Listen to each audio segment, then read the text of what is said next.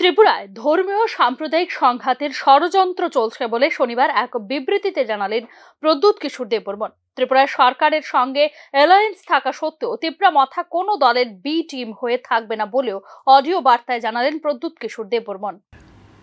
कोई एकता के बारे थानसा के बारे बात नहीं कर रहा है, कोई रास्ते के बारे बात नहीं कर रहा है, कोई कल नौकरी के बारे बात नहीं कर रहा है। सब धर्म के नाम में या फिर एक दूसरे से लड़ने के नाम में बात कर रहे हैं। ऐसा क्यों हो रहा है? ये जहर कौन फैला रहा है? मैं आपको बोलना चाहता हूँ और अपने तिप्रामथा के वॉरियर्स को बोलना चाहता हूँ, आप हिंदू हो, मुसलमान हो, क्रिश्चियन हो, मैंने ये पार्टी किसी के बी टीम होने के लिए नहीं बनाया था।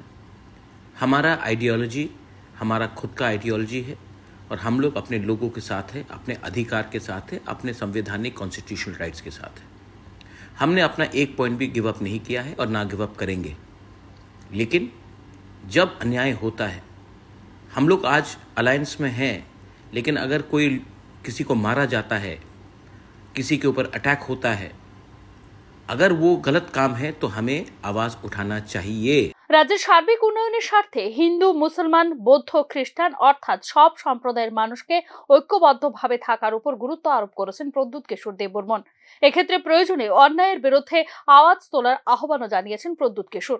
ये ऑडियो मैसेज भेज रहा हूँ क्योंकि मैं चाहता हूँ कि त्रिपुरा में शांति रहे, डेवलपमेंट हो और हम सब हिंदू, बंगाली, मुसलमान, क्रिश्चियन, बुद्धिस्ट सब एक संग रहे। लेकिन ऐसा नहीं हो रहा है, कुछ लोग जहर फैलाने की कोशिश कर रहे हैं। ये समय है, आपको सत्य का संग रहना है और चुप बैठने से कुछ नहीं होगा। लेकिन जब आप आवाज़ उठाओगे तो शस्त्र से नहीं, एकता से, शांत से, वायलेंस नहीं, लेकिन आवाज़ को दबाने भी नहीं दीजिए, लेकिन वायलेंस मत कीजिए।